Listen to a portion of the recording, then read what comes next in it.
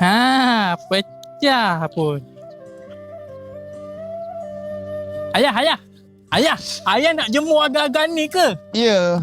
Wah, cantiknya, bermacam-macam warna. Yang ni Tok Mi baru siapkan Ayah, adik nak satu ya? Nak satu? Mana boleh lagi, Dik. Yang ni dia kena jemur kering dulu.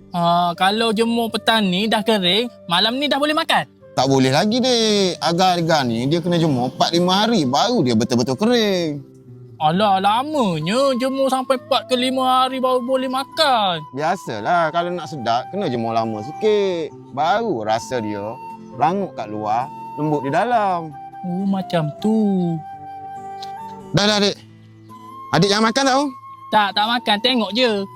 Adik janganlah main panas, nanti hitam macam ayah ni. Alah, adik pun dah boring lah jadi putih. Nak jadi hitam pula. Jangan makan tau. Tak makan pun, tengok je.